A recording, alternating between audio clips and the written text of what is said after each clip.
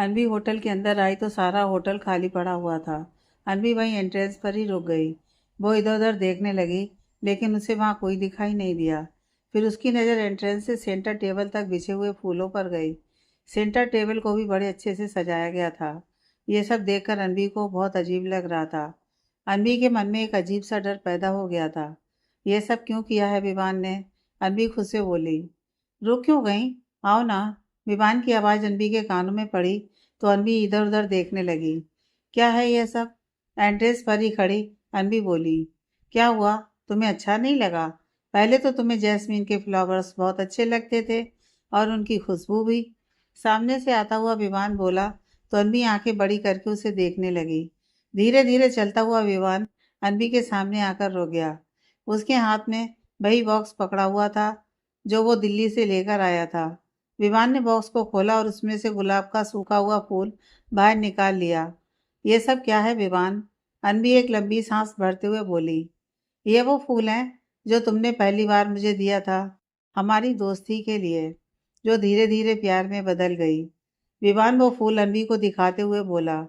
ये रुमाल जो अक्सर तुम क्लासरूम में टेबल पर भूल जाया करती थी, और फिर ढूंढने पर भी तुम्हें वो रुमाल नहीं मिलता था, क्योंकि वो रुमाल मेरे पास होता था। और ये तुम्हारे कान का बुंदा, जिसे तुमने पूरे कॉलेज में ढूंढा था, लेकिन तुम्हें कहीं नहीं मिला। और मिलता भी कैसे? इसे मैंने अपने पास जो संभाल कर जो रख लिया था। तो ये सब तुम मुझे अब क्यों बता रहे हो? अनवी विवान को घूरते हुए बोली। क्योंकि मैं तुमसे अब भी प्यार करता हूँ अनन्या, बहुत प्यार करता हूँ। विवान बोला तो अनवी के माथे की भौहें तन गईं। क्या बकवास कर रहे हो तुम? अनवी विवान को घूरते हुए बोली। ये बकवास नहीं है, मेरे दिल का हाल है, जो मैं तुम्हें आज बता रहा हूँ। आज मुझे एहसास हो रहा है कि तुम पर विश्वास न करना मेरी सबसे बड़ी भूल थी, लेकिन मैं तुम्हारे बिना नहीं रह सकता। विवान अनवी का हाथ पकड़ते हुए बोला। अनवी ने एक झटके से अपना हाथ उसके हाथ से पीछे खींच लिया। शर्म नहीं आती तुम्हें एक शादीशुदा लड़की से ये सब कहते हुए? और जिस अनन्या को तुम जानते हो, वो अनन्या कब की मर चुकी है। तुमने मार दिया था उसे। अब तुम्हारे सामने अनवी खड़ी है, सिर्फ और सिर्फ अनवी, जो सिर्फ अभिमन्यु से प्यार करती है। अभिमन्यु की अनवी हूँ मैं, समझे तुम? अनवी विवान को गुस्से से घूरते हुए बोली।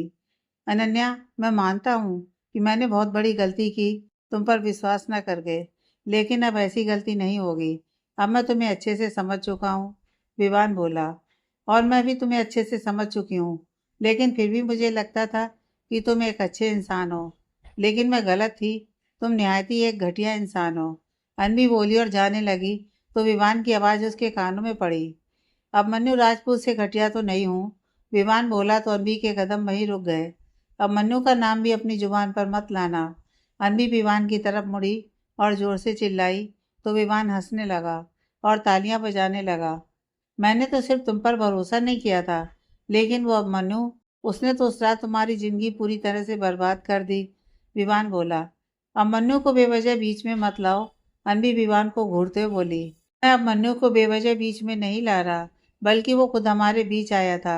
उस रात होटल के कमरे में जो आदमी तुम्हारे साथ था ना, वो कोई और नहीं बल्कि अब मन्नू राजपूत था, जिसने सारा के कहने पर तुम्हारे साथ वो रात बिताई थी, और अब तुमसे शादी करके अपने गुनाहों पर पर्दा डालने की कोशिश कर रहा है। विवान बोला तो अनवी उसे घूरने लगी। बस करो, बंद करो अपनी यह बकवास, अनवी बोली। मैं बकवास नहीं कर रहा, अगर यकीन ना हो तो अब मन्नू से पूछ लो, विवान बोला तो अनवी आंखें बड़ी करके उसे देखने लगी। मुझे किसी से कुछ पूछने की ज़रूरत नहीं है। अब मन्नू क्या है, कैसे हैं, उनका करेक्टर सर्टिफिकेट मुझे तुमसे नहीं चाहिए, समझे तुम? अनवी दांत पीसते हुए विवान से बोली। ओह, तो अपने पहले प्यार पर तुम्हें भरोसा नहीं है, लेकिन उस अभिमन्यु पर पूरा भरोसा है, जिसने तुम्हारे साथ वो रात बिताई थी और तुम्हारी जिंदगी पूरी तरह से बर्बाद कर दी थी। तुमसे तुम्हारा हर रिश्ता छीन लिया था उसने, विमान तेज आवाज में बोला। हाँ, बिताई थी अब मन्नू ने वो रात मेरे साथ तो, लेकिन वो तुम्हारी तरह नहीं है कि बीच रास्ते में मुझे अकेले छोड़ गया मरने के लिए। और रही बात मेरी जिंदगी बर्बाद करने की, तो उसके पीछे तो मेरे अपने का ही हाथ था, अनवी भी तेज आवाज में बोली। तो विवान आंखें बड़ी करके उसे देखने लगा। और ये बार बार किस प्यार की दुहाई दे रहे हो तुम? तुमने तो कभी मुझसे प्यार किया ही नहीं। अगर तुमने सच में मुझसे प्यार किया होता ना, तो मुझ पर विश्वास करते। लेकिन तुमने तो इतना सा भी भरोसा नहीं दिखाया मुझ पर। जब मैं तुम्हारे आगे गिड़गिड़ा रही थी कि मुझ पर विश्वास करो, मैंने कुछ नहीं किया है, तब कहाँ गया था तुम्हारा भरोसा? आज जब सच्चाई तुम्हारे सामने आ गई तो अचानक से तुम्हें मेरी फिक्र होने लग गई। तुम्हें यह चिंता सताने लगी कि अब मन्नू के साथ मेरी लाइफ सेफ नहीं है। अरे उस रात कहाँ गई थी तुम्हारी चिंता, जिस रात अकेले छोड़ दिया था मुझे भटकने के लिए? तब तुम्हें मेरी चिंता नहीं हुई कि बेचारी अनन्या इतनी गहरी अंधेरी रात में अकेले कहाँ जाएगी? अनबी आगे बोली, मैं जानता हूँ कि मैं सारा की बातों में आ गया था और मैंने तुम पर विश्वास नहीं किया, लेकिन तुम्हारे लिए मेरा प्यार झूठा नहीं है। मैं सच में तुमसे प्यार करता हूँ, बहुत प्यार करता हूँ। विवान बोला तो अनबी हंसने लगी। प्यार? तुम्हें प्यार का मतलब भी पता है? अगर तुम्हें प्यार का मतलब जानना है ना, तो जाओ जाकर अभिमन्यु से पूछो कि प्यार क्या होता है। हाँ, बिताई थी उस आदमी ने मेरे साथ वो रात, और मैं खुद को बहुत खुशकिस्मत मानती हूँ कि उस रात मेरे साथ अभिमन्यु थे। अनबी बोली तो विवान की आंखें हैरानी से और बड़ी हो गईं। उस आदमी ने मेरा चेहरा तक नहीं देखा था, सिर्फ मेरे स्पर्श से पहचानता था वो मुझे। 2 साल तक वो मुझे पूरे मुंबई में ढूंढता रहा।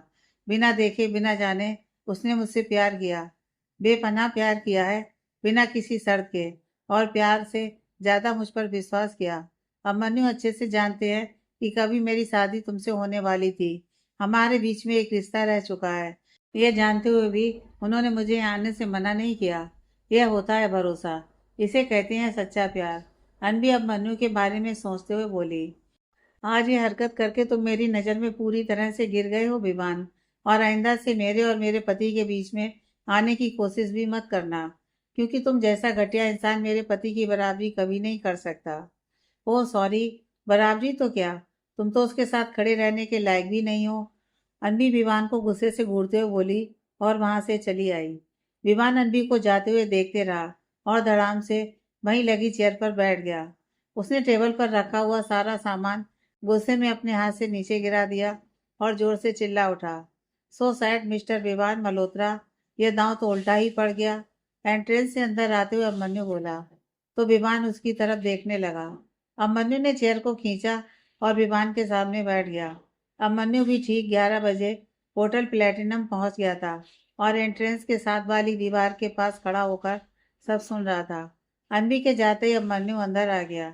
यह मत भूलना कि अनन्या राठौर अब अनबी अभिमन्यु राजपूत है, और अभिमन्यु राजपूत की वाइफ को कोई प्रपोज करे, यह अभिमन्यु राजपूत को कतई बर्दाश्त नहीं है। अभिमन्यु कोल्ड वॉइस में बोला, तुम्हें क्या लगा था कि तुम अनबी को मैसेज करके बुलाओगे और मुझे कुछ पता ही नहीं चलेगा? यह मत भूलना कि तुम्हारा सामना अभिमन्यु राजपूत से हुआ है। अभिमन्यु बोला, खुद को बहुत ओवर स्मार्ट समझते हो? विवान अभिमन्यु को घूरते हुए बोला, हाँ हाँ, ओवर स्मार्ट नहीं, सिर्फ स्मार्ट। ओवर स्मार्ट तुम जैसे लोग होते हैं जो बिना सोचे समझे कोई भी कदम उठा लेते हैं और फिर औंधे मुंह नीचे गिर जाते हो, बिल्कुल इस गिलास की तरह। अभिमन्यु ने एक गिलास उठाया और उसे अचानक से अपने हाथ से छोड़ते हुए बोला। विवान अभिमन्यु को घूरने लगा। वैसे जानना नहीं चाहोगे कि जो सच अनबी कल तक नहीं जानती थी, वो अचानक उसे पता कैसे चल गया? अभिमन्यु ने विवान से कहा तो विवान उसकी ओर देखने लगा। चलो मैं ही बता देता हूँ, अभिमन्यु बोला तो विवान उसे बड़े ध्यान से देखने लगा। फ्लैशबैक, शाम का वक्त, अभिमन्यु अपने रूम में मिरर के सामने खड़ा है और विवान के मैसेज के बारे में सोचकर परेशान हो रहा है। इसी उलझन में अभिमन्यु अपनी शर्ट का बटन कभी खोल रहा है तो कभी लगा रहा है। अनबी की नज़र अभिमन्यु पर गई तो वो उठकर उसके पास आ गई। क्या परेशानी है? अनबी ने अभिमन्यु से पूछा।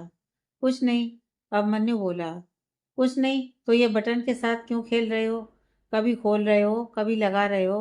अनबी बोली तो अभिमन्यु अपनी शर्ट की ओर देखने लगा। उसके सारे बटन उल्टे सीधे लगे हुए थे और कुछ खुले हुए थे। चलिए बताइए क्या प्रॉब्लम है? अनबी बोली तो अभिमन्यु उसकी तरफ देखने लग गया। कैसे बताऊं अनबी को?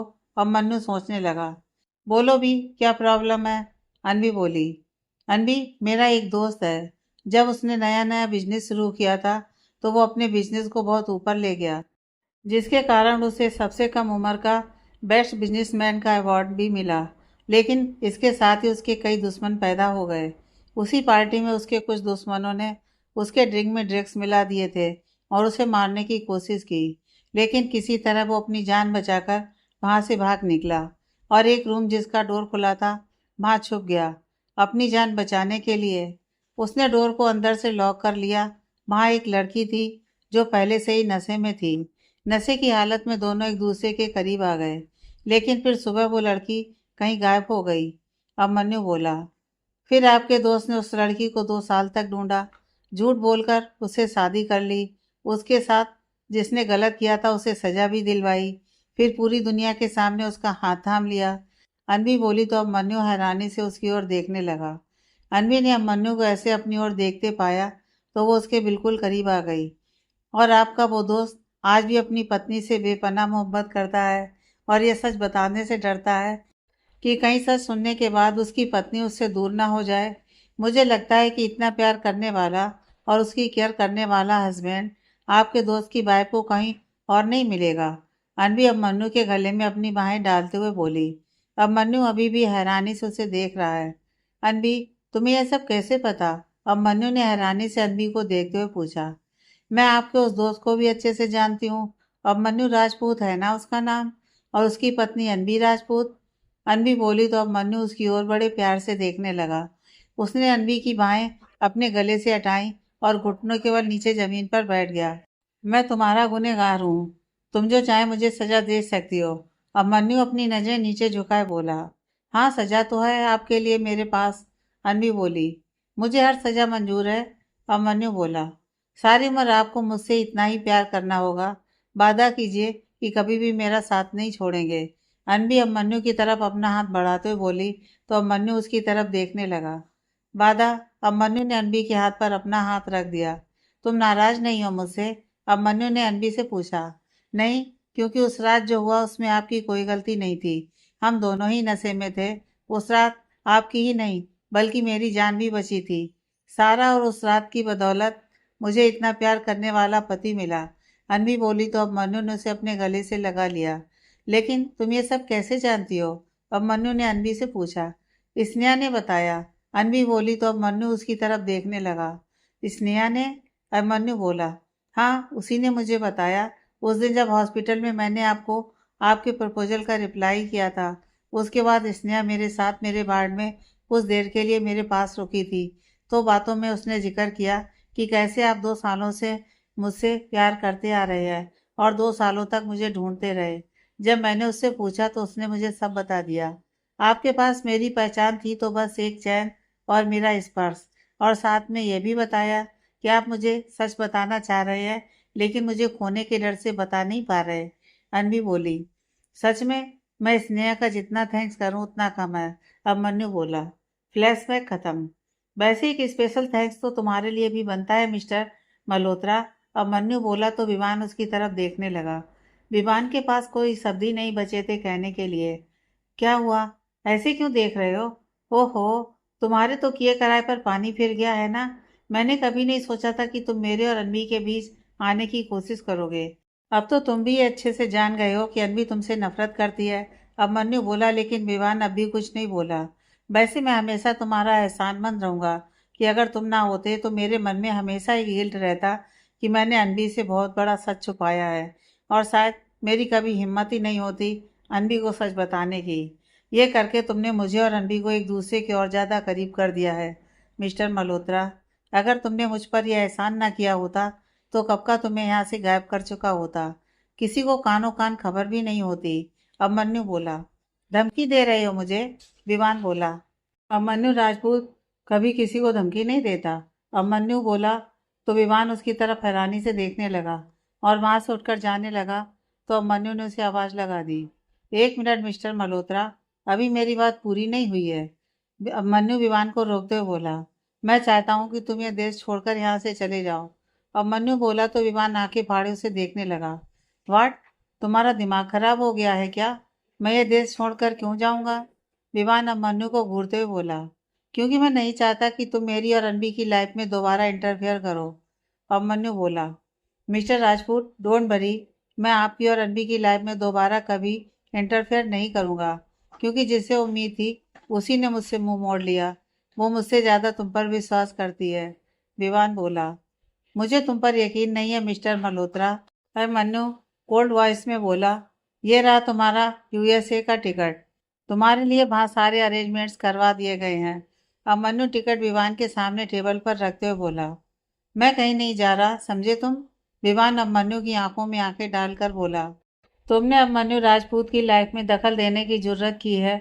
शुक्र करो कि मैं तुम्हें सिर्फ ये देश छोड़ने के लिए कह रहा हूँ, दुनिया नहीं। अब मन्नू तेज आवाज में विवान से बोला तो विवान उसकी ओर देखने लगा। शाम की फ्लाइट है तुम्हारी, मिस नहीं होनी चाहिए। मेरे आदमी तुम्हारे यूएस पहुंचने तक तुम्हारे साथ ही रहेंगे। अब मन्नू कोल्ड वॉइस में बोला और वहां से चला गया। विमान उसे जाते हुए देख घूरता रहा। विमान अपने होटल के लिए निकल गया। अमन्नू के आदमी भी उसके साथ उसके होटल की ओर बढ़ गए। इधर नमन स्नेहा के घर पहुंचा तो देवांशी ने डोर खोला। गीता जी नमन को वहां देखकर हैरान हो गईं और वो जल्दी से डोर की तरफ बढ़ गईं। तुम यहाँ क्या करने आए हो? मैंने पहले ही तुम्हें बोल दिया कि स्नेहा की शादी तुमसे नहीं हो सकती, गीता जी बोली। जानता हूँ, लेकिन मैं आपसे अपने और स्नेहा के लिए मिलने नहीं आया हूँ, बल्कि स्नेहा और कुणाल के लिए मिलने आया हूँ। स्नेहा और कुणाल, गीता जी बोली। जी, अगर आपकी इजाज़त हो तो मैं अंदर आ जाऊं? नमन ने पूछा तो गीता जी ने हाँ में सिर हिला दिया। कहो, क्या कहना है तुम्हें स्नेहा और कुणाल के बारे में? गीता जी बोली। मेरे कुछ कहने से पहले आप एक बार ये वीडियो देखिए, नमन बोला और उसने वो वीडियो ओपन करके अपना फ़ोन गीता जी की ओर बढ़ा दिया। गीता जी ने वीडियो को देखा तो वो हैरान रह गईं। आंटी, चाहे आप मेरी शादी स्नेहा से करें या ना करें, कोई बात नहीं, लेकिन मैं जानता हूँ कि कोई भी माँ अपनी बेटी की शादी ऐसे अय्यास लड़के से नहीं करेगी। नमन बोला। लेकिन गीता जी कुछ नहीं बोली। अगर आपके लिए ये भी कम है तो ये लीजिए। नमन ने कुछ पेपर्स गीता जी की ओर बढ़ा दिए। ये क्या है? गीता जी ने पूछा। ये डाइवोर्स पेपर की कॉपी है। कुणाल तलाकशुदा है। उसकी पहली पत्नी ने उसे इसलिए छोड़ा क्योंकि वो एक नंबर का लड़कीबाज इंसान है। अगर आपको इस पर भी यकीन ना हो तो मैं आपको उस लड़की से मिलवाने के लिए तैयार हूँ जिससे कुणाल की शादी हुई थी। नमन बोला। ये सब तुम इसलिए कर रहे हो ना कि मैं तुम्हारी शादी स्नेहा से करवा दूँ? गीता जी बोली तो नमन उनकी ओर देखने लग गया। नहीं आंटी, अगर आप नहीं चाहती कि मेरी शादी स्नेहा से हो तो मैं स्नेहा की लाइफ से दूर चला जाऊंगा, लेकिन उसकी शादी किसी ऐसे लड़के से भी नहीं होने दूंगा जो उसकी ज़िंदगी बर्बाद कर दे, उसे खुश ना रख सके। नमन बोला तो गीता जी उसे देखने लगी। चलता हूँ, नमन बोला और उठकर जाने लगा तो गीता जी ने उसे रोक लिया। रुक जाओ, गीता जी एक रौबदार आवाज़ में बोली। गीता जी की आवाज़ सुनकर नमन रुक गया और उनकी तरफ मुड़ गया। मैं नहीं जानती थी कि तुम मेरी बेटी से इतना प्यार करते हो, और ना ही ये जानती थी कि कुणाल इतना घटिया इंसान निकलेगा। अपने ही हाथों से मैं अपनी बेटी की ज़िंदगी बर्बाद करने चली थी, लेकिन तुमने मेरी आंखें खोल दी। समय रहते उसकी सारी सच्चाई सबके सामने आ गई। तुम्हारी बातें सुनकर अब मुझे यकीन हो गया है कि अगर मेरी बेटी को कोई खुश रख सकता है तो वो सिर्फ तुम हो। क्या तुम मेरी बेटी का हाथ थामोगे? गीता जी बोली तो नमन ने हाँ में सिर हिला दिया। नमन ने जल्दी से गीता जी के पैर छू लिए। गीता जी ने भी बड़े प्यार से अपना हाथ नमन के सिर पर रख दिया। सच माँ? स्नेहा गीता जी से बोली तो गीता जी ने बड़े प्यार से स्नेहा का चेहरा अपने हाथ में भर लिया। हाँ, सच में इस लड़के ने यह साबित कर दिया कि यह तुझसे बहुत प्यार करता है और तुझे हमेशा खुश रखेगा। सच्चा प्यार करने वाला ही उस पर से सब कुछ बांटने को तैयार हो जाता है जिससे वो सबसे ज़्यादा प्यार करता है। और तू बहुत खुशकिस्मत है कि तुझे ऐसा सच्चा प्यार करने वाला लड़का मिला है। गीता जी बोली तो स्नेहा उनके गले लग गई। अब मन्नू का ऑफिस। इधर अनवी अब मन्नू का टिफिन लेकर उसके केबिन में पहुंची तो अब मन्नू वहाँ नहीं था। अनवी ने अब मन्नू के पीओ को बुलवा भेजा। अब मन्नू कहाँ है? अनवी ने अब मन्नू के पीए से पूछा। मैम सर किसी मीटिंग के लिए बाहर गए हैं, अब मन्नू का पीए बोला तो अनवी वहाँ बैठकर अब मन्नू का वेट करने लगी। कब तक आएंगे? अनवी ने पूछा। पता नहीं मैम, सर कुछ बताकर नहीं गए हैं, अब मन्नू का पीए बोला। ठीक है, कोई बात नहीं, मैं यहाँ उनका वेट कर रही हूँ। अनवी बोली तो अब मन्नू का पीए उसके केबिन से बाहर आ गया। जो कुछ होटल में हुआ वो सारी बातें अनवी के कानों में गूंजने लगीं। क्योंकि मैं तुमसे अब भी प्यार करता हूँ, बहुत प्यार करता हूँ। मेरे दिल का हाल है जो मैं तुम्हें आज बता रहा हूँ। आज मुझे एहसास हो रहा है कि तुम पर विश्वास न करना मेरी सबसे बड़ी भूल थी, लेकिन मैं तुम्हारे बिना नहीं रह सकता। क्यों किया तुमने यह सब विवान? क्यों किया? अम्मी खुद से बोली। उसकी आंखें छलक उठी। तभी केबिन का डोर खुला और अभिमन्यु अंदर आ गया। अनबी की नज़र अभिमन्यु पर गई तो वो भागकर उसके सीने से लग गई। अचानक अनबी के गले लगने से अभिमन्यु हैरानी से उसे देखने लगा। अनबी ने कसकर अभिमन्यु को हक कर लिया। अभिमन्यु ने भी अपनी बाहें उसके चारों ओर लपेट लीं। अनबी, क्या हुआ? तुम ठीक तो हो ना? अभिमन्यु ने अनबी का चेहरा अपने हाथों में भरा और उससे पूछा। ये आंसू किस लिए? अभिमन्यु ने अनबी की भीगी पलकें देखी तो उससे पूछा। उसने अनबी का चेहरा और उसकी भीगी पलकें अपने हाथ से साफ कर दी। फिर उसने अनबी को चेयर पर बिठाया और पानी का गिलास उसकी ओर बढ़ा दिया। अनबी ने अभिमन्यु के हाथ से पानी का गिलास लिया और पानी पीने लगी। अब बताओ क्या हुआ है? तुम तो विवान से मिलने गई थी ना? उसी ने दिए ये आंसू?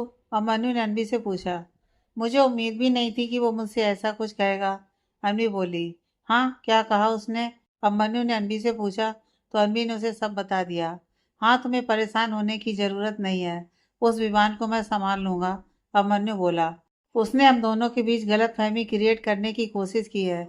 अगर स्नेहा ने मुझे सच न बताया होता तो शायद वो हमें अलग करने में कामयाब भी हो जाता, अनबी बोली। लेकिन ऐसा हुआ तो नहीं ना? अभिमन्यु बोला। लेकिन अब मैं उसकी शक्ल तक नहीं देखना चाहती, वो दोबारा भी ऐसी हरकत कर सकता है, अनबी बोली। डोंट वरी, मैंने उसका इंतजाम भी कर दिया है। वो आज रात की फ़्लाइट से यूएसए जा रहा है। मैंने वहाँ उसके लिए सारे अरेंजमेंट्स करवा दिए हैं, अभिमन्यु बोला तो अभी उसकी तरफ देखने लगी। उसने हम दोनों के बीच में आने की कोशिश की थी। मैं चाहता तो उसके लिए उसे बड़ी सज़ा दे सकता था, लेकिन मैं जानता हूँ कि वो एक अच्छा इंसान है, इसीलिए बस उसे इस देश से बाहर भेज दिया, हमेशा हमेशा के लिए। अभिमन्यु बोला तो अनबी ने उसके सीने पर अपना सर रख लिया। लंच करें या बस गले लगकर ही पेट भरना है? अभिमन्यु बोला तो अनबी मुस्कुरा दी। आप फ्रेश हो जाइए, मैं लंच लगा देती हूँ, अनबी बोली तो अभिमन्यु ने उसका माथा बड़े प्यार से चूम लिया और अपने केबिन के साथ बने बाथरूम की ओर बढ़ गया। कुछ देर बाद वो बाथरूम से बाहर आया और अनबी के साथ बैठकर लंच करने लगा। लंच करने के बाद अनबी ने टिफिन पैक करने लगी, तभी अनबी का फ़ोन बज उठा। अनबी ने देखा तो स्नेहा का कॉल था। अनबी ने फ़ोन उठाया और स्नेहा से बात करने लगी। वो अचानक एकदम से चहक उठी। उसके मुरझाए हुए चेहरे पर एक बड़ी सी स्माइल आ गई।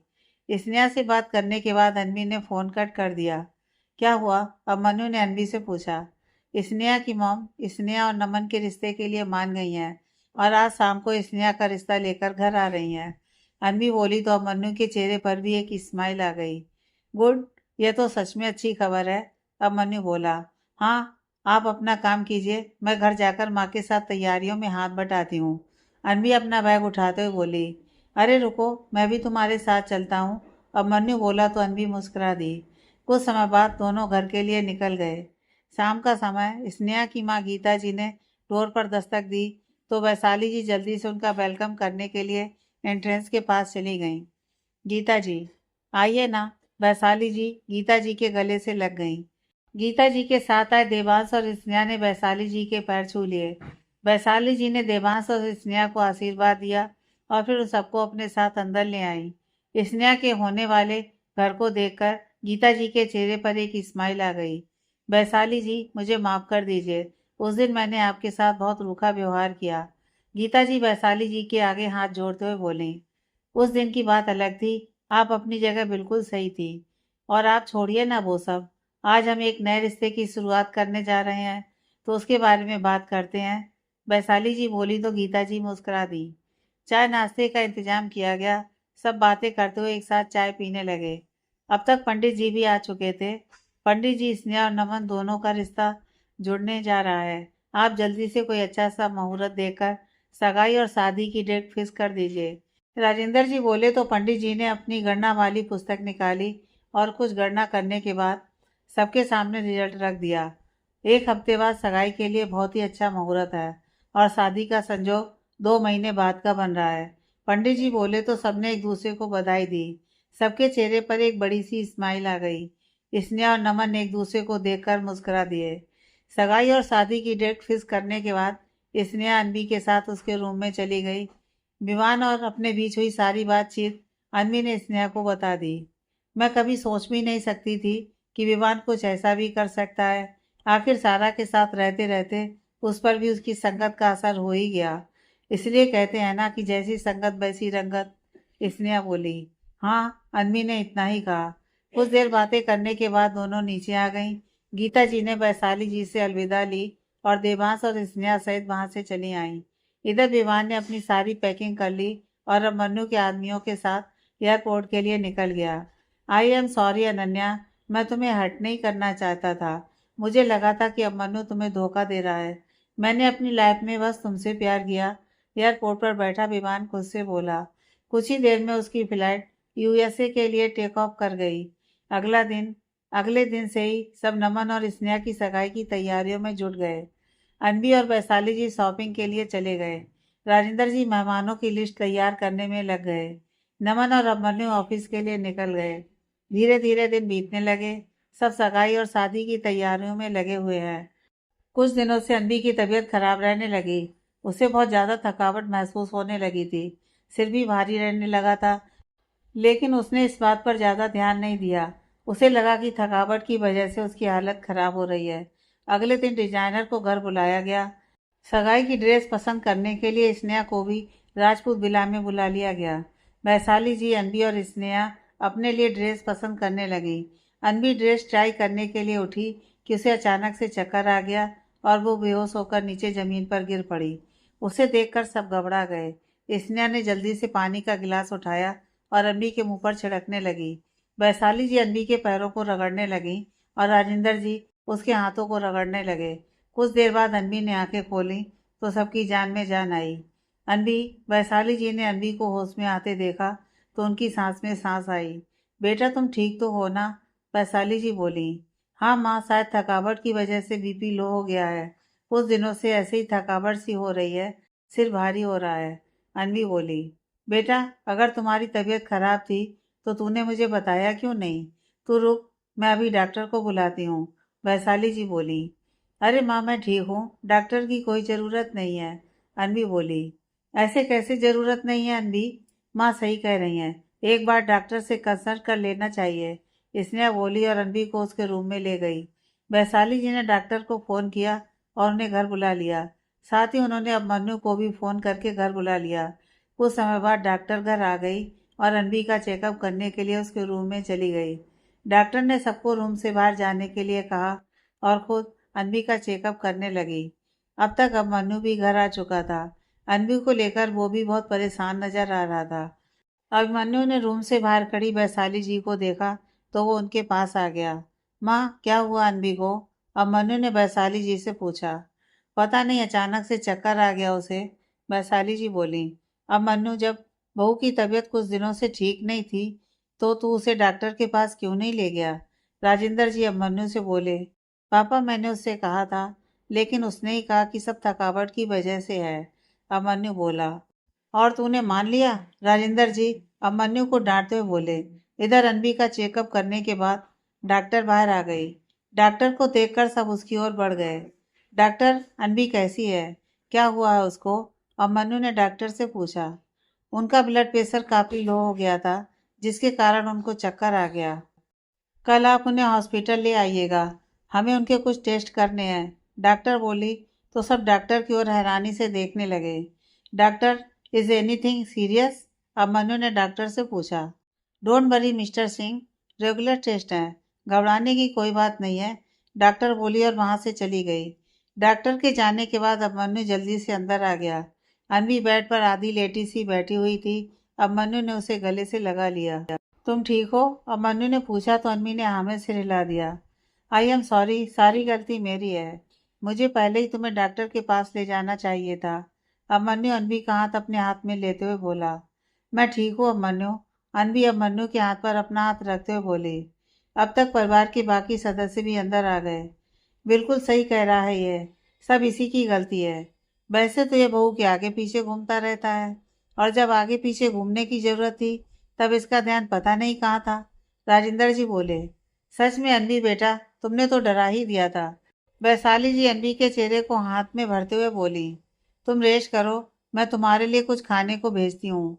वैशाली जी बोली और कमरे से बाहर आ गई। और खबरदार, अगर तू यहाँ से हिला तो। राजेंद्र जी अभिमन्यु से बोले और रूम से बाहर आ गए।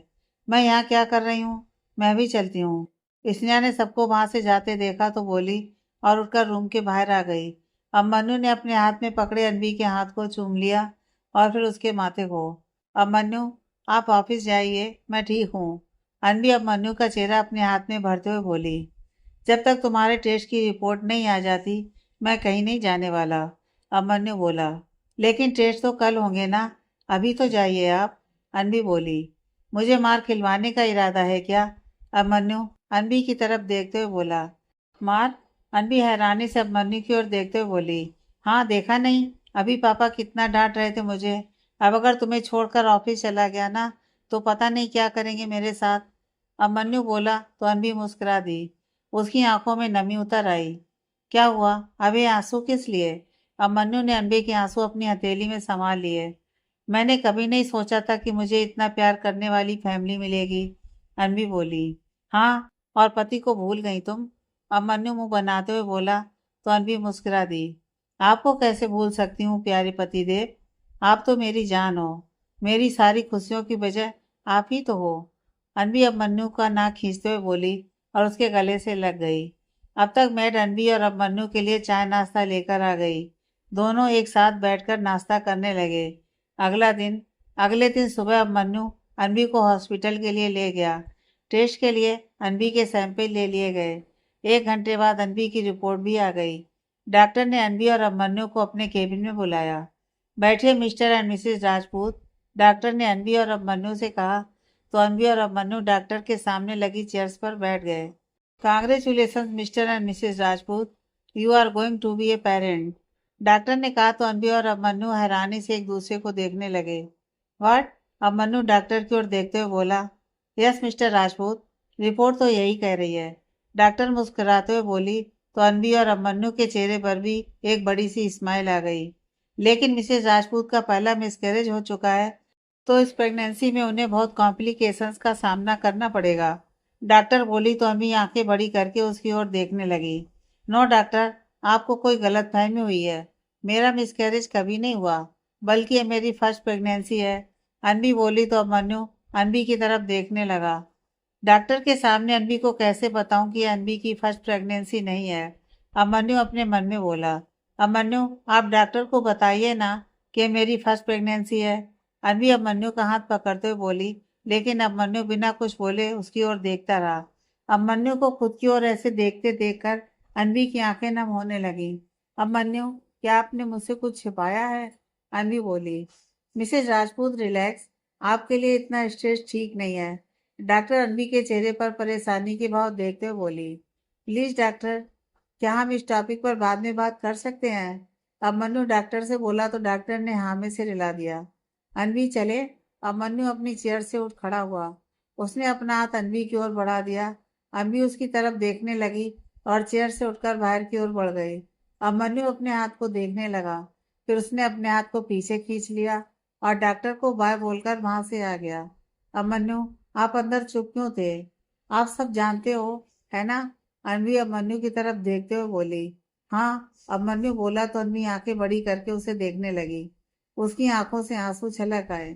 बोलिए, रुंधे गले से अनवी इतना ही बोल पाई। यहाँ नहीं, मेरे साथ चलो, अभिमन्यु बोला और अनवी का हाथ पकड़कर उसे गाड़ी तक ले आया। अभिमन्यु ने अनवी के लिए कार का डोर खोला और उसे अंदर बैठने के लिए कहा। अभिमन्यु की तरफ देखे बिना अनवी गाड़ी के अंदर बैठ गई। अभिमन्यु भी आकर ड्राइविंग सीट पर बैठ गया। उसने गाड़ी स्टार्ट की और वहां से चल दिया। दोनों के बीच खामोशी छाई रही। अनवी के मन में कसमकस चल रही थी। ढेरों सवाल उसके दिमाग में घूम रहे थे। इधर अभिमन्यु भी इसी कसमकस में था कि वो अनवी को सब कैसे बताए। गाड़ी चलाते वक्त अभिमन्यु अनवी को बीच बीच में देख रहा था, लेकिन अनवी बाहर की ओर देखती रही। कुछ समय बाद अभिमन्यु ने गाड़ी को बीच पर रोका और अनवी के साथ आगे की ओर बढ़ गया। अभिमन्यु, आप मुझे यहाँ क्यों लेकर आए हैं? अनवी ने अभिमन्यु से पूछा। तुम्हें समंदर की लहरें पसंद है ना? अभिमन्यु बोला। अभिमन्यु प्लीज बस कीजिए, मुझे सच जानना है, अनवी तेज आवाज में बोली। अब अनवी के सब्र का बांध टूट चुका था। डॉक्टर की रिपोर्ट सही कह रही थी। एक गहरी सांस भरते हुए अभिमन्यु बोला तो अनवी आंखें बड़ी करके उसे देखने लगी। ये तुम्हारी सेकंड प्रेगनेंसी है, तुम्हारी फर्स्ट प्रेगनेंसी मिस हो चुकी है। अभिमन्यु बोला तो अनवी के पैरों तले जमीन खिसक गई। वह हैरानी से उसकी ओर देखने लगी। उसकी आंखों से आंसू बह निकले। ये कैसे हो सकता है अभिमन्यु? मुझे कुछ याद क्यों नहीं आ रहा? अनबी अपने दिमाग पर जोर देते हुए बोली। उसने अपने दोनों हाथों से अपने सिर को पकड़ लिया। अनबी रिलैक्स। अभिमन्यु अनबी के दोनों हाथ को उसके सिर से हटाते हुए बोला, जब तुम्हें तुम्हारी फर्स्ट प्रेगनेंसी के बारे में मालूम ही नहीं है तो तुम्हें याद कहाँ से होगा? अभिमन्यु बोला तो अनबी उसकी तरफ देखने लगी। जब सारा ने तुम्हें मारने की कोशिश की थी और शिखा आंटी और स्नेहा तुम्हें उस एक्सीडेंट से बचाकर हॉस्पिटल लेकर गए थे, तब तुम कुछ ही दिनों की प्रेग्नेंट थी और उसी एक्सीडेंट में तुम्हारा मिसकैरेज हो गया था। अभिमन्यु भी रुंधे गले से बोला। अभिमन्यु की बात सुनकर अनवी वहां पड़े पत्थर पर बेसुसी बैठ गई। तो ये बात मुझसे छुपाई क्यों गई? अनवी ने पूछा। क्योंकि जब तुम्हें होश आया तब तुम्हें कुछ भी याद नहीं था, इसलिए किसी ने इस बात का जिक्र तुम्हारे सामने नहीं किया। अभिमन्यु घुटनों के बल अनवी के पास बैठते हुए बोला।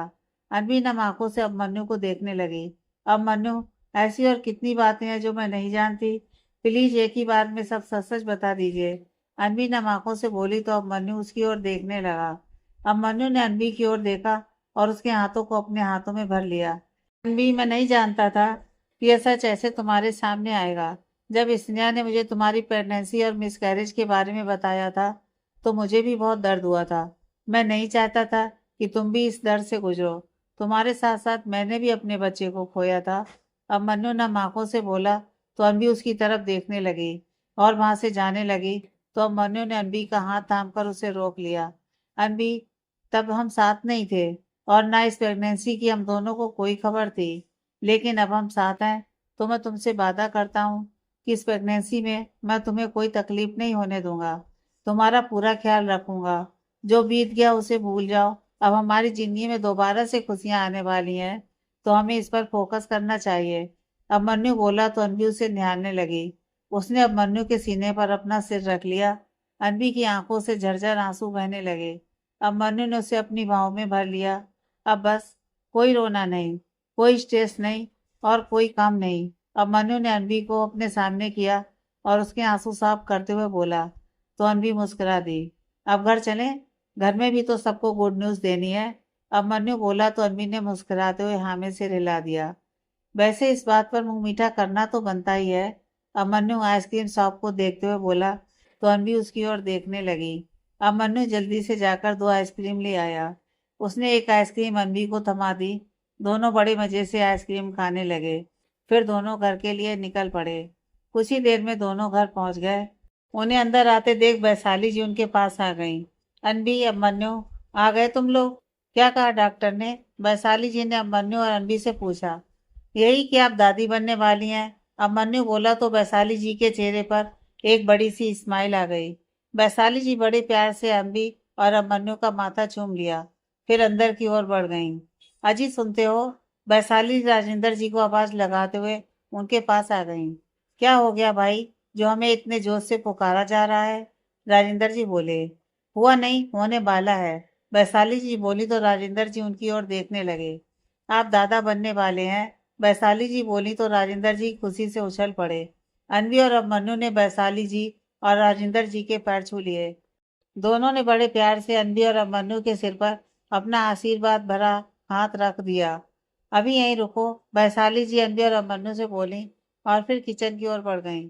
वो लाल मिर्च ले आई और अनबी और अभिमन्यु की एक साथ नजर उतारने लगी। बहुत सारी खुशियों ने एक साथ दस्तक दी है हमारे घर में, बस अब किसी की नजर ना लगे। वैशाली जी बोली।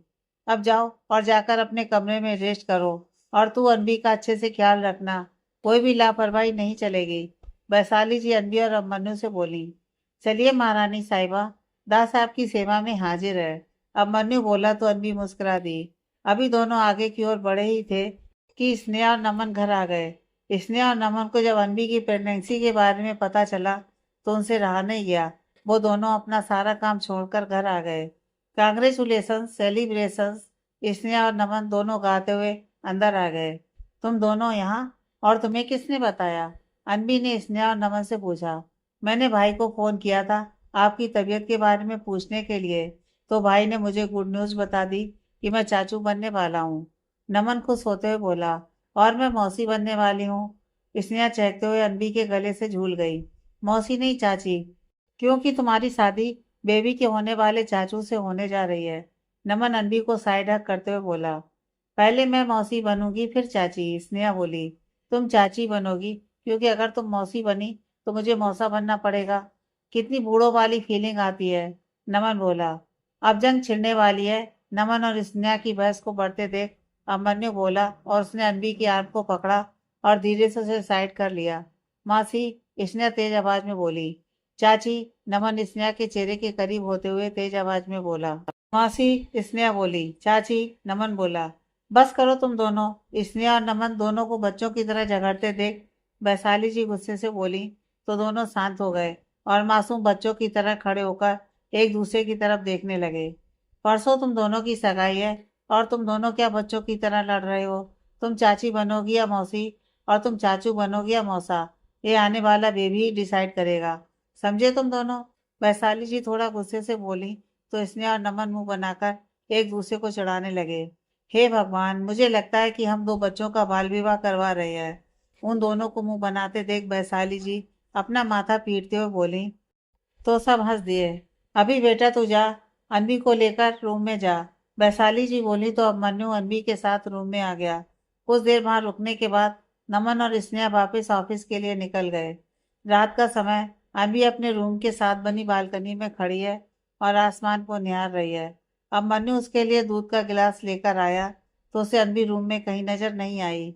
अभिमन्यु ने बालकनी का डोर खुला देखा तो उसने दूध का गिलास साइड टेबल पर रखा और बालकनी की ओर बढ़ गया। अनवी, तुम ठीक हो? अभिमन्यु अनवी के कंधे पर हाथ रखते हुए बोला। अभिमन्यु ने अनवी को अपनी तरफ घुमाया तो उसकी आंखें नम थीं। हाँ, अभी आंसू किस लिए? अनवी से अभिमन्यु ने पूछा। अभिमन्यु, मुझे बहुत डर लग रहा है। अनवी ने नम आंखों से अभिमन्यु से कहा। डर किस बात का? अभिमन्यु ने पूछा। मैंने अपनी लाइफ में इतना कुछ खोया है कि अब मुझे डर लगने लगा है कि मेरी कोई कीमती चीज मुझसे छिन ना जाए। अनवी बोली तो अभिमन्यु उसकी ओर देखने लगा। हाँ, एक लंबी सांस लो। अभिमन्यु बोला तो अनवी उसकी तरफ देखने लगी। क्या? अनवी ने अभिमन्यु से पूछा। लो भी। अभिमन्यु बोला तो अनवी ने एक गहरी सांस ले ली। अब सांस छोड़ो। अभिमन्यु बोला तो अनवी ने सांस छोड़ दी। अब अपना माइंड रिलैक्स करो और मेरे साथ अंदर चलो। अभिमन्यु बोला। उसने अनवी को गोद में उठाया और उसे अंदर ले आया। अभिमन्यु ने अनवी को बेड पर बिठाया और साइड टेबल पर रखा दूध का गिलास उठाकर अनवी की ओर बढ़ा दिया। अभिमन्यु, मेरे पेट में बिल्कुल जगह नहीं है। पहले ही आपने मुझे डबल खाना खिला दिया और अब यह दूध। ना बाबा ना, मुझसे नहीं पिया जाएगा। अनवी दूध के गिलास को पीछे करते हुए बोली। हाँ तो खाना भी तो दो लोगों का खाना था तुम्हें, एक अपना और एक हमारे बेबी का। अभिमन्यु बोला। उसने फिर से दूध का गिलास अनवी की ओर बढ़ा दिया। अभिमन्यु प्लीज। अनवी बोली तो अभिमन्यु ने जबरदस्ती दूध का गिलास उसके होंठों से लगा दिया। जल्दी पियो। अभिमन्यु बोला तो अनवी ने अभिमन्यु के हाथ से दूध का गिलास ले लिया। अनवी ने देखा तो अभिमन्यु उसे ही देख रहा था। धीरे धीरे अनवी ने दूध का गिलास खाली कर दिया। That's like a good girl, Abhimanyu बोला। फिर उसने अनवी को बेड पर लेटा दिया। उसने उसे ब्लैंकेट उड़ाया और उसका माथा चूम लिया। अभिमन्यु अपनी साइड जाने लगा तो अनवी ने उसका हाथ पकड़कर उसे रोक लिया। क्या हुआ? अभिमन्यु ने अनवी से पूछा। अगर आप मेरा इतना ही ख्याल रखेंगे ना तो मुझे आदत हो जाएगी इसकी, अनवी बोली। बंदा सारी उम्र आपका ख्याल ऐसे ही रखने के लिए तैयार है, अभिमन्यु बोला तो अनवी मुस्कुरा दी। तो मैं आलसी और मोटू हो जाऊंगी, अनवी बोली। तो मैं अपनी गोल मटोल बीवी की सेवा कर लूंगा, अभिमन्यु बोला तो अनवी हंस दी। आप बीना, जाइए सो जाइए, गुड नाइट, अनवी बोली तो अभिमन्यु भी मुस्कुरा दिया। गुड नाइट, अभिमन्यु बोला और फिर से अनवी का माथा चूम लिया। अगली सुबह वैशाली जी डाइनिंग टेबल पर खाना लगा रही हैं। उनकी नज़र सीढ़ियों से उतरते हुए अभिमन्यु और अनवी पर गई तो वो उनके पास आ गई। अनवी, तुम्हें क्या जरूरत थी नीचे आने की? मैं तुम्हारा नाश्ता ऊपर ही भिजवा देती, वैशाली जी बोली। माँ, मैं अकेले ऊपर कमरे में क्या करूँगी, बोर हो जाऊंगी सारा दिन, अनवी बोली। हाँ तो ठीक है, आज ही तुम्हारा कमरा नीचे शिफ्ट करवा देती हूँ, वैशाली जी बोली। लेकिन माँ, अनवी इतना ही बोली थी कि अभिमन्यु ने उसकी बात को बीच में ही काट दिया। माँ बिल्कुल सही कह रही हैं, तुम्हें सीढ़ियाँ उतरना और चढ़ना भी नहीं पड़ेगा और मेरे ऑफिस जाने के बाद माँ तुम्हारा ख्याल भी रख लेंगी, अभिमन्यु बोला। लेकिन अभिमन्यु, मैं ठीक हूँ, अनवी बोली। तुम्हें पता है ना डॉक्टर ने क्या कहा है, तुम्हें बहुत केयर की ज़रूरत है। और फिर क्या तुम चाहती हो कि मैं 9 महीने के लिए ऑफिस से छुट्टी ले लूं? अभिमन्यु बोला तो अनवी ने नामे से हिला दिया।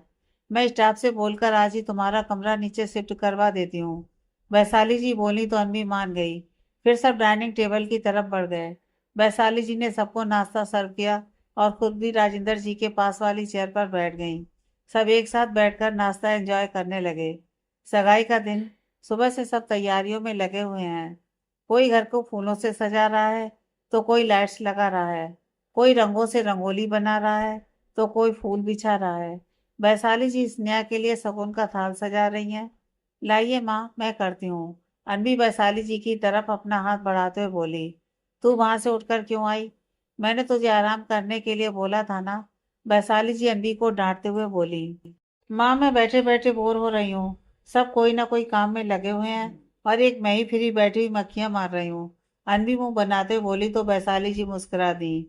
हाँ तो तुम एक काम करो। वैशाली जी अभी इतना ही बोली थी कि अनवी के चेहरे पर एक स्माइल आ गई। क्या काम? अनवी खुश होते हुए बोली। जा, जाकर सो जाओ। शाम को जब ब्यूटिशियन आएगी तो मैं तुम्हें जगा दूंगी। वैशाली जी बोली तो अनवी मुंह बनाते हुए उन्हें देखने लगी और वापिस अपनी जगह पर आ गई। अनवी बेटा।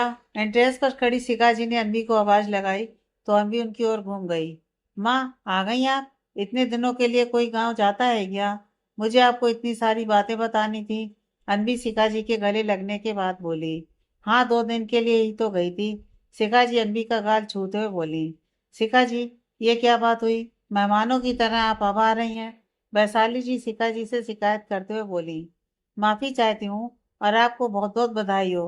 दो दो खुशियां आने वाली हैं आपके घर में। शिखा जी बोली तो अनवी उनकी ओर देखने लगी। आपको कैसे पता? अनवी ने शिखा जी से पूछा। हाँ, तूने तो कुछ बताया नहीं, लेकिन मेरे जमाई ने फोन करके मुझे सब कुछ बता दिया था। शिखा जी बोली।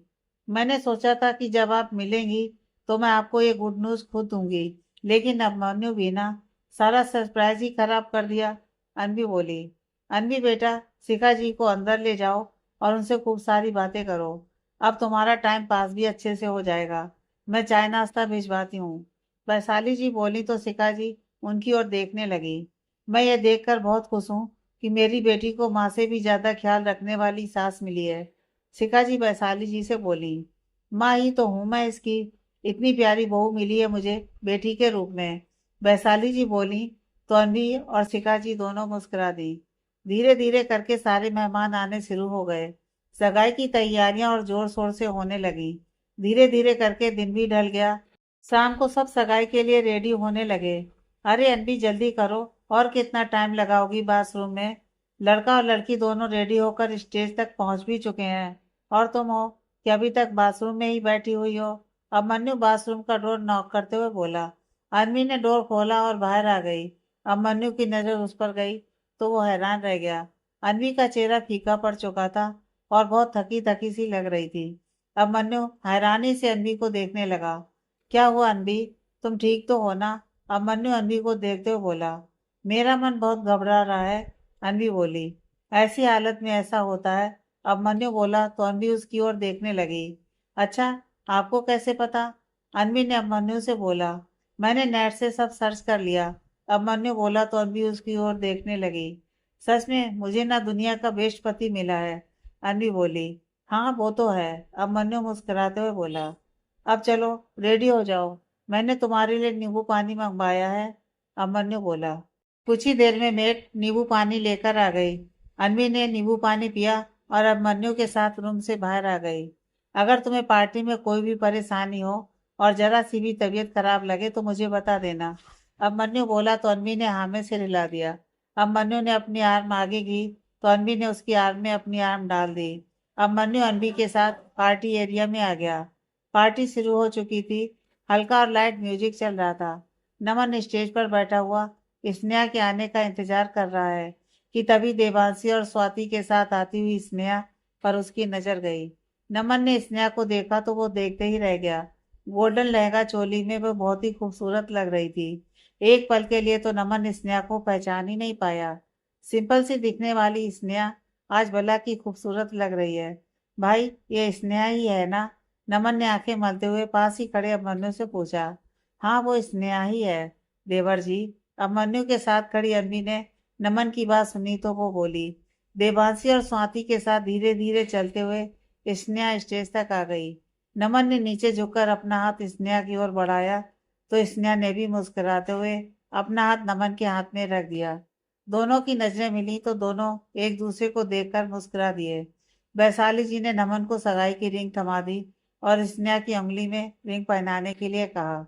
नमन ने अपना हाथ आगे बढ़ाया तो स्नेहा ने अपना लेफ्ट हाथ नमन के हाथ में रख दिया। रुक जाओ। नमन अभी स्नेहा को रिंग पहनाने ही वाला था कि सामने खड़ा कुणाल बोला, तुम यहाँ क्या कर रहे हो? अब मन्नू कुणाल के सामने आकर खड़ा हो गया। स्नेहा का रिश्ता मुझसे तय हुआ है और वो ऐसे ही किसी से सगाई नहीं कर सकती। कुणाल बोला तो सब उसकी तरफ हैरानी से देखने लगे। सिर्फ रिश्ता ही तय हुआ था और मैंने फोन करके इस रिश्ते को तोड़ भी दिया था। गीता जी आगे आते हुए बोली, आपको क्या लगता है कि सब खेल है? जब चाहे रिश्ता जोड़ लो, जब चाहे रिश्ता तोड़ लो। कुणाल तेज आवाज में बोला तो स्नेहा उसे घूरते हुए स्टेज से नीचे चली आई। नमन भी उसके पीछे पीछे स्टेज से नीचे आ गया। खेल तो तुमने बनाकर रखा है, एक शादी के बाद डाइवोर्स, फिर दूसरी शादी, अलग अलग लड़कियों से रिलेशन। इस शादी के बाद भी तुम यही करने वाले थे ना? स्नेहा कुणाल के पास आकर बोली तो कुणाल उसे घूरने लगा। मेरे बारे में तो अच्छे विचार हैं तुम्हारे, लेकिन खुद का क्या? तुम्हें अमीर लड़का मिल गया तो तुमने एक पल लगाया मेरे साथ रिश्ता तोड़ने में? खुद तो एक लड़के पर टिकती नहीं तुम। कल को तुम्हें अगर इससे अमीर कोई लड़का मिल जाएगा तो तुम इसे छोड़ने में भी एक पल नहीं लगाओगी। कुणाल बोला तो उसके मुंह पर एक जोरदार तमाचा पड़ा। कुणाल ने अपना सिर ऊपर उठाकर देखा तो उसके सामने गीता जी खड़ी थी। ये थप्पड़ गीता जी ने ही कुणाल को मारा था। कुणाल की बातें सुनकर स्नेहा नमन की ओर देखने लगी। नमन ने बड़े प्यार से स्नेहा के कंधे पर अपना हाथ रखा और फिर कुणाल की ओर बढ़ गया। मेरी होने वाली वाइफ का कैरेक्टर मैं अच्छे से जानता हूँ। उसका कैरेक्टर सर्टिफिकेट मुझे तुमसे लेने की जरूरत नहीं है। और गीता माँ के थप्पड़ से तुम्हें तुम्हारी करतूत का जवाब तो अच्छे से मिल ही गया होगा, लेकिन तुम्हारे जैसा इंसान इससे ज्यादा डिजर्व करता है। बोलते हुए नमन ने उसके मुंह पर एक जोरदार मुक्का जड़ दिया। अब तक पुलिस भी वहां आ गई थी। अब मन्नू ने कुणाल का कॉलर पकड़ा और उसे इंस्पेक्टर की ओर धकेल दिया। इंस्पेक्टर, ले जाइए इसे और इस पर धोखाधड़ी और मानहानि का केस बनाइए। अब मन्नू बोला तो इंस्पेक्टर कुणाल को वहां से ले गया। आई एम सॉरी इस सबके लिए। गीता जी सबके सामने हाथ जोड़ते हुए बोली। डोंट वरी गीता जी, अब सब ठीक हो गया है ना? तो आइए हम सगाई की रस्म पूरी कर लेते हैं। शुभ मुहूर्त बीता जा रहा है। वैशाली जी गीता जी के कंधे पर हाथ रखते हुए बोली तो गीता जी ने हाँ में सिर हिला दिया। फिर सब सगाई की रस्म के लिए स्टेज की तरफ बढ़ गए। नमन ने स्नेहा की तरफ अपना हाथ बढ़ाया, लेकिन स्नेहा के दिमाग में अभी भी कुणाल की कई बातें घूम रही हैं। मेरे बारे में तो अच्छे विचार है तुम्हारे, लेकिन खुद का क्या? तुम्हें अमीर लड़का मिल गया तो तुमने एक पल लगाया मेरे साथ रिश्ते तोड़ने में? खुद तो एक लड़के पर टिकती नहीं तुम। कल को तुम्हें अगर इससे अमीर कोई लड़का मिल जाएगा तो तुम इसे छोड़ने में भी एक पल नहीं लगाओगी। स्नेहा। नमन ने स्नेहा के कंधे पर हाथ रखते हुए उसको आवाज लगाई तो स्नेहा अपने ख्यालों से बाहर आई। क्या हुआ? अभी भी उस कुणाल की कई बातों के बारे में सोच रही हो? नमन ने स्नेहा से पूछा तो स्नेहा नमन की ओर देखने लगी। उसके बारे में तुम्हें सोचने की कोई जरूरत नहीं है। जो लोग खुद जैसे होते हैं दूसरों के बारे में भी वैसा ही सोचते हैं। नमन बोला तो स्नेहा ने हाँ में सिर हिला दिया। नमन बिल्कुल सही कह रहा है स्नेहा। अपना हाथ आगे बढ़ाओ और सगाई की रस्म को पूरा करो। अनवी बोली तो स्नेहा ने अपना हाथ नमन की ओर बढ़ा दिया। अब मुस्कुराओ भी, फिर मत कहना कि फोटो अच्छी नहीं आई। नमन बोला तो स्नेहा उसकी ओर देखकर मुस्कुरा दी। फिर नमन ने स्नेहा के हाथ को अपने हाथ में लिया और उसकी उंगली में रिंग पहना दी। सबने जोरदार तालियां बजा दी। अनवी ने अंगूठी स्नेहा की ओर बढ़ा दी। नमन ने अपना हाथ आगे किया तो स्नेहा ने उसकी उंगली में अंगूठी पहना दी। सबने एक बार फिर से जोरदार तालियां बजा दी। अंगूठियों की अदला बदली के बाद नमन और स्नेहा ने अपनों से बड़े का आशीर्वाद लिया। अगले महीने बड़ी धूमधाम से दोनों की शादी कर दी गई। कुछ महीनों बाद सब हॉस्पिटल के बाहर खड़े हैं और डॉक्टर के बाहर आने का इंतजार कर रहे हैं। कुछ समय बाद डॉक्टर ओटी से बाहर आया तो सब उसकी ओर बढ़ गए। मुबारक हो मिस्टर राजपूत, बेटा हुआ है। डॉक्टर बाहर आकर बोला तो सबके चेहरे पर एक बड़ी सी स्माइल आ गई। क्या हम अनवी से मिल सकते हैं? अब मन्नू बोला तो डॉक्टर ने हाँ में सिर हिला दिया। अब मन्नू अंदर आया तो उसने सामने लेटी हुई अनवी को देखा अभिमन्यु ने जल्दी से आकर उसे गले से लगा लिया। थैंक यू मुझे पापा बनाने के लिए, अभिमन्यु बोला और फिर वहां पड़े झूले की ओर बढ़ गया जिसमें बेबी को रखा गया था। अभिमन्यु ने उसे अपने हाथों में लिया और उसका माथा चूम लिया। कुछ ही देर में सब अनबी के बाड़ में आ गए। वैशाली जी और शिखा जी ने बड़े प्यार से अनबी का माथा चूम लिया और राजेंद्र जी ने प्यार भरा हाथ अनबी के सिर पर रख दिया। सबने एक एक करके बेबी को गोद में लिया। अब बारी थी नमन और स्नेहा की। स्नेहा बेबी को उठाने के लिए पालने की तरफ बढ़ी तो नमन ने उसे रोक दिया। बेबी को गोद में पहले मुझे लेना है, नमन बोला। जी नहीं, पहले बेबी को मैं उठाऊंगी, स्नेहा बोली। पहले मैं उठाऊंगा, नमन बोला। मैंने कहा ना पहले मैं उठाऊंगी, स्नेहा गुस्सा करते हुए बोली। बस करो तुम लोग, घर में एक बेबी आ गया, लेकिन तुम दोनों की बच्चों वाली हरकतें कब खत्म होंगी? वैशाली जी स्नेहा और नमन को डांटते हुए बोली तो दोनों एक दूसरे को घूरते हुए चुप हो गए। वैशाली जी ने पालने में से बेबी को उठाया और स्नेहा के हाथ में थमा दिया। माँ, ये क्या बात हुई? नमन बोला। स्नेहा हमारे घर की बहू है तो तुझसे पहला हक उसका बनता है, वैशाली जी बोली तो नमन ने मुंह बना लिया। कुछ ही दिनों बाद बेबी के नामकरण की रस्म रखी गई। सबने मिलकर बेबी का नाम अद्विक रखा। दी एंड।